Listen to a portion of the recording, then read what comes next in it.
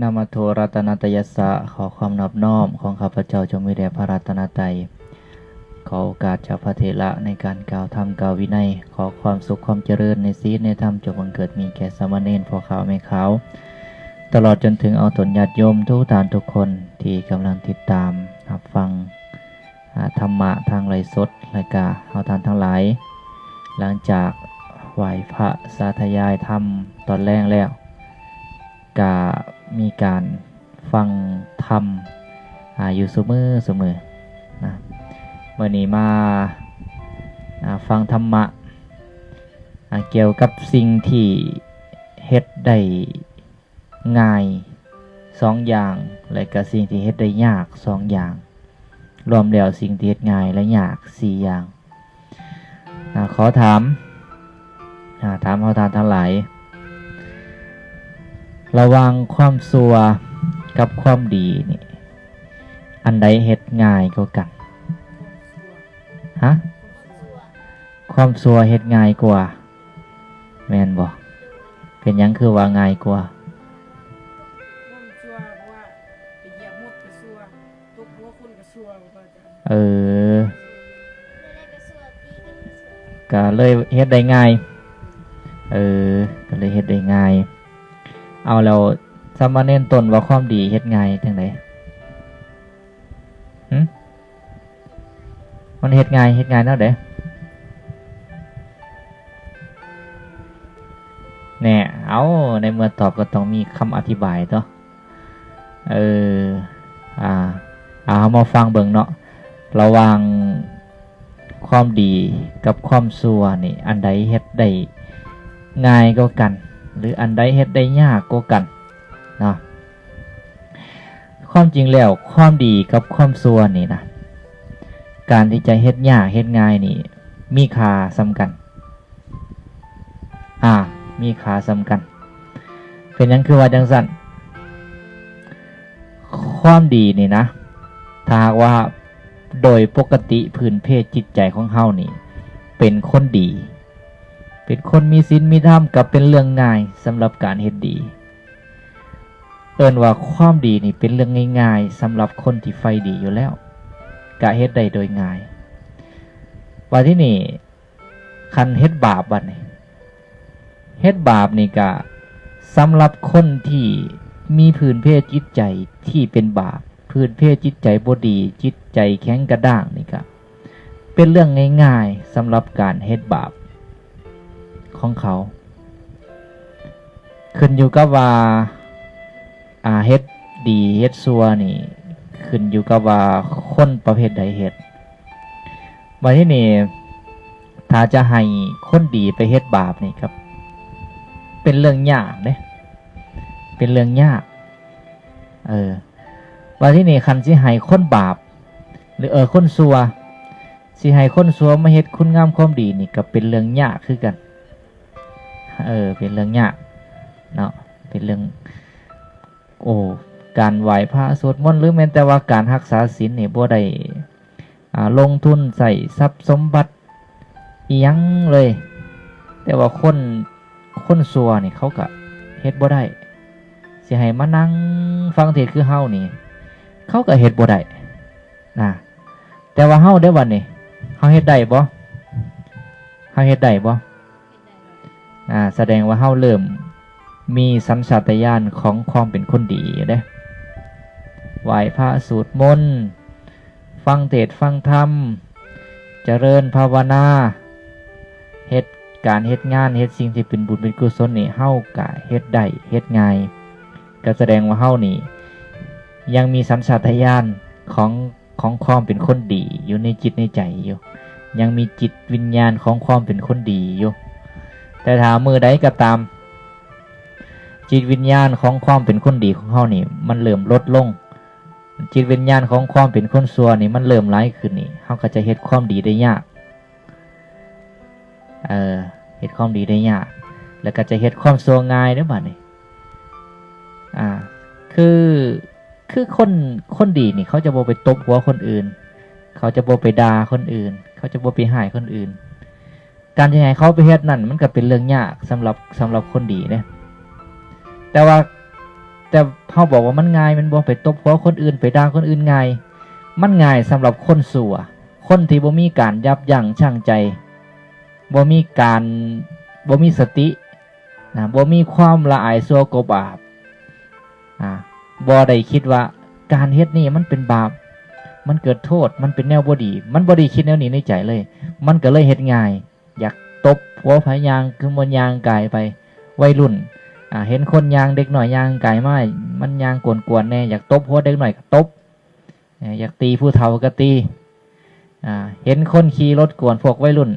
เขาเห็นกันหรือว่าเห็นคนอื่นกวนเขาอยากด่าก็ด่านี่มันเป็นเรื่องง่ายสำหรับคนสัวเพราะฉะนั้นเนาะเฮาสังเกตเบิ่งคันโดยปกติเฮามักเว้าคำหยาบหรือมักเว้าพื้นบ่ดีของคนอื่นหรือมักเว้าแต่แนวบ่ดีนี่มันเป็นเรื่องง่ายสำหรับเฮายามใดนี่แสดงว่าเฮาเริ่มจะกลายเป็นคนซัวเลยเด้ว่าที่นี่มันบ่ได้เกี่ยวกันนะว่าเป็นญาติโยมเป็นพ่อเขาแม่เขาเป็นเน้นเป็นพระนี่บ่ได้เกี่ยวกันมันมีทั้งดีและก็ซัวเป็นได้หมดนะเฮาก็ต้องเบิ่งเนาะคันยามใดเฮาเริ่มยินดีต่อความต่อบาปแสดงว่าเฮาเริ่มเป็นคนซัวแล้วแต่ถ้าเฮายังยินดีในการเฮ็ดคุณงามความดีอยู่แสดงว่าเฮาก็ยังมีจิตวิญญาณของความเป็นคนดีอยู่มีสัญชาตญาณของความเป็นคนดีในจิตในใจอยู่เพราะฉะนั้นความดีและความชั่วนี่มันขึ้นอยู่กับว่าคนนั้นเป็นไผคนดีก็จะเฮ็ดดีง่ายแล้วก็เฮ็ดชั่วได้ยากสิให้แม่ค้าวนี่นะไปฆ่าสัตว์ไปลักทรัพย์เฮ็ดได้บ่เป็นเรื่องยากเด้แต่ว่าบัดที่นี่สิให้พวกคนบาปไปฆ่าไปโอ้ยเป็นเรื่องง่ายสำหรับเขามาเดี๋ยวจัดการเองเป็นเรื่องสนุกสนานเลยสิให้แม่ค้าวไปกินเหล้าเมาแอนนี่ได้บ่ได้พอเขาแหล่เด้เป็นจังไดคันเขาเอาเหล้าเอาเบียร์มาให้จังไดถ้าหน้าตอนนี้คันยังบ่อยากวนยังมีการยับยั้งชั่งใจแสดงว่าจิตวิญญาณของความเป็นคนดียังมีอยู่พอเขาทิพย์เด้เป็นจังไดพอเขาทิพย์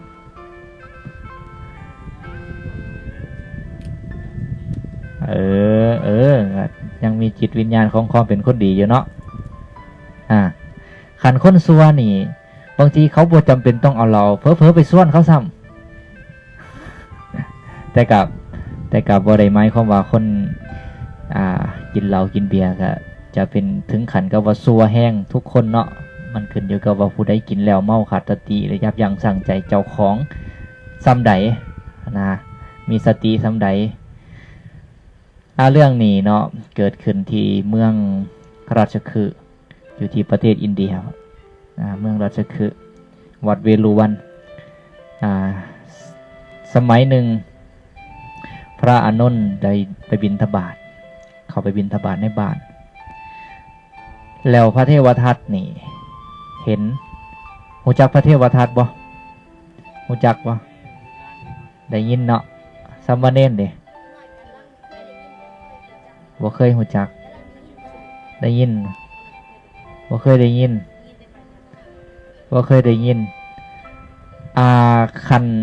คันเว้าเรื่องหนังเรื่องละครนี่คนบ่ดีนี่เขาเอิ้นว่าหยังตัวโกงบ่ตัวโกงเนาะคันคนดีเขาเอิ้นว่าพระเอกแม่นบ่ถ้าอยู่ในทางพระพุทธศาสนาเฮานี่ถ้าเป็นพระเอกนี่คือพระพุทธเจ้าแต่ถ้าเป็นตัวโกงนี่คือพระเทวทัตเด้สำหรับผู้ที่มีการฟังธรรมอยู่เรื่อยนี่เขาจะฮู้ว่าพระเทวทัตนี่เป็นคนบ่ดีว่าง่ายๆสุดยอดของความชั่วหันอยู่นำพระเทวทัตในภิกขุนะก็จะเป็นที่ฮู้กันพระเทวทัตก็เลยเข้ามาหาพระอานนท์นี่เป็นผู้อุปถากพระพุทธเจ้าก็เลยมาบอกท่านอานนท์ผู้มีอายุมื้อนี้พวกข้าพเจ้านี่จะทำอุโบสถก็คือลงพระปฏิโมกข์แยกกับพระพุทธเจ้า และก็จะทำสังฆกรรมแยกกับพระพุทธเจ้าหลังจากนั้นพระอานนท์ก็กลับจากบิณฑบาตฉันภัตตาหารแล้วก็เข้าไปขาบพระสัมมาสัมพุทธเจ้าแล้วก็ทูลบอกพระสัมมาสัมพุทธเจ้าว่าข้าแต่พระองค์ผู้เจริญเมื่อนี้ข้าน้อยไปบิณฑบาตแล้วพระเทวทัตได้เขามาหาและกล่าวกับข้าน้อยแบบนี้ว่าตั้งแต่เมื่อนี้เป็นต้นไปนี่ทางพระเทวทัตพร้อมด้วยภิกขุสงฆ์ที่เป็นบริวารของตนส่วนหนึ่งนี่จะได้แยกทำอุโบสถกับพระสัมมาสัมพุทธเจ้าจะแยกทำสังฆกรรมกับพระสัมมาสัมพุทธเจ้าพระอานนท์ก็ได้ว่าข้าแต่พระองค์เจริญแต่บัดนี้เป็นต้นไปพระเทวทัตนี่จะทำลายสงฆ์ก็คือเฮ็ดให้สงฆ์นี่แตกแยกกันกรรมหาอย่างที่นักในพระพุทธศาสนานี่มีอยู่หาอย่างเอิ้นว่าอนันตริยกรรมหาอย่างเป็นกรรมที่นักหามสวรรค์กันพระนิพพานตกนรกอเวจีอย่างเดียวมีหาอย่างมีหนึ่งขาพอสองขาเมสามขาพระอรหันต์สี่ทำให้พระพุทธเจ้าจนถึงพระโลหิตห่อก็คือเลือดห่อเลือดซ้ำในนะหาทำลายสงฆ์ให้แตกกันสงฆ์นี่คือหมู่คณะสงฆ์นี่หลายๆองค์แล้วแยกให้เป็นสองกลุ่มโบความทำสังฆกรรมอย่างน้ำกันได้สมมติมีอยู่วัดหนึ่งนี่ก็จะโบความลงอุโบสถน้ำกันให้อีกฝ่ายหนึ่งนี่ลงก่อนแล้วเจ้าของจังมาลงกับกลุ่มของตนแบบนี้เอื้นว่าแยกกันทำสังฆกรรมถ้ามีการเฮ็ดแบบนั้นนี่เอื้นว่าทำลายสงฆ์อันนี้เป็นบาปหนักพระเทวทัตก็ได้ทำลายสงฆ์แต่ว่าก่อนนั้นนี่พระเทวทัตเฮ็ดบ่ปล่อยสร้างนาราคิรีเพื่อที่จะมาทำให้พระพุทธเจ้าพระอานนท์ก็ได้ไปห้ามต่อมาบ่ได้จ่ายจางนั่งในขมังธนูพวกนักยิงธนูแม่นๆมาดักยิงพุทธเจ้าก็เทศโปรดเขาก็กลับไปก็บ่ได้ทำลายก็เลยขึ้นไปภูเขาคิชกูฏเองแล้วก็กิ่งก้อนหินลงมาเพื่อที่จะทับพระพุทธเจ้าก้อนหินมันลงมาบ่ถือพระพุทธเจ้าแล้วก็มีเศษหินนิดหน่อยส่วนหนึ่งมันแตกแล้วมันก็ฟงมาถือหลังพระบาทพระพุทธเจ้าทำให้เลือดห่อเลือดบ่ได้ออกมาได้เลือดห่ออยู่ในนะแล้วที่นี่หมอชีวกโกมารพัฒน์ก็เลยมาทำการ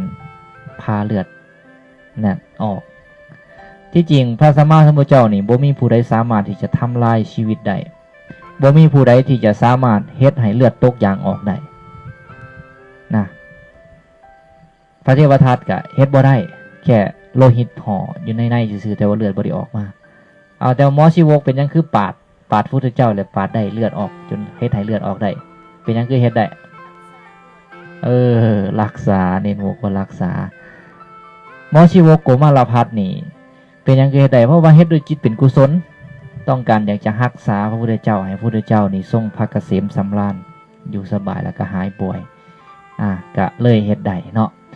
หลังจากนั้นเนาะพระสัมมาสัมพุทธเจ้าก็เลยได้ตัดอุทานได้เปล่งอุทานขึ้นเหมือนเวลาเฮาตกใจเฮาจะมีคำอุทานขึ้นมาแม่นบ่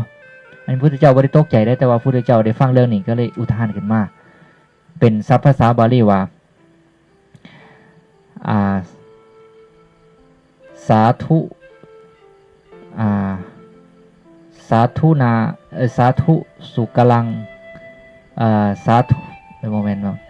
สุกลังสาธุนา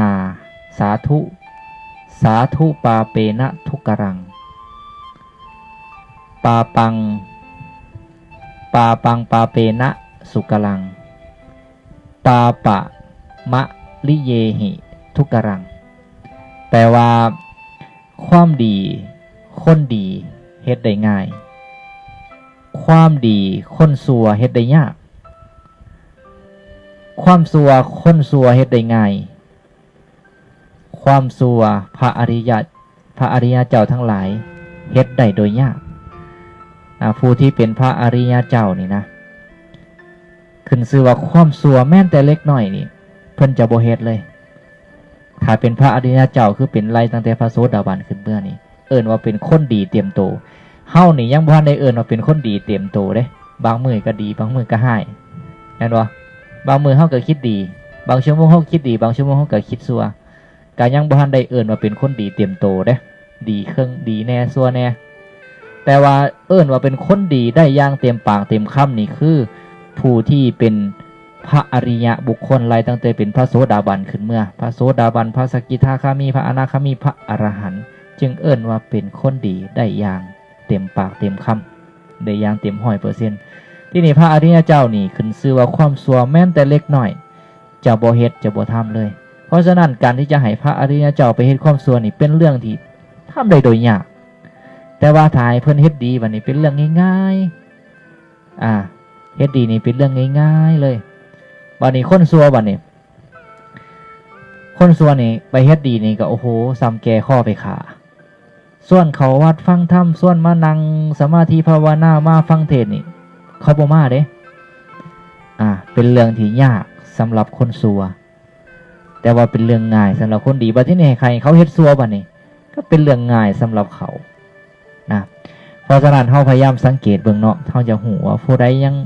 มีธาตุของความเป็นคนดีอยู่หรือผู้ใดมีธาตุของความเป็นคนชั่วนี่สังเกตเบิ่งเนาะผู้ใดเฮ็ดความขี้คร้านเฮ็ดความดีแสดงว่าผู้นั้นเริ่มมีธาตุของความเป็นคนชั่วอยู่ในตัวแล้ว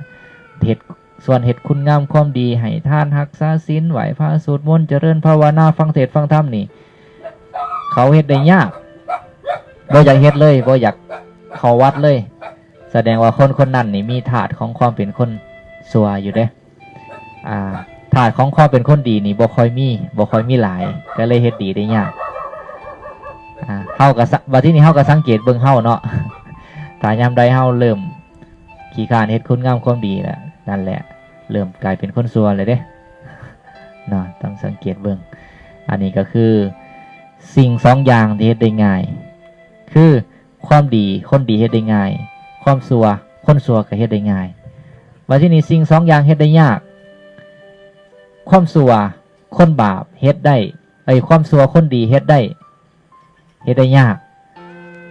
ความดีคนชั่วเฮ็ดได้ยากเนาะเฮ็ดง่าย2อย่างแล้วก็เฮ็ดยาก2อย่างก็คือความดีและความชั่วเนาะก็สมควรแก่เวลาแบตโทรศัพท์ก็เหลือ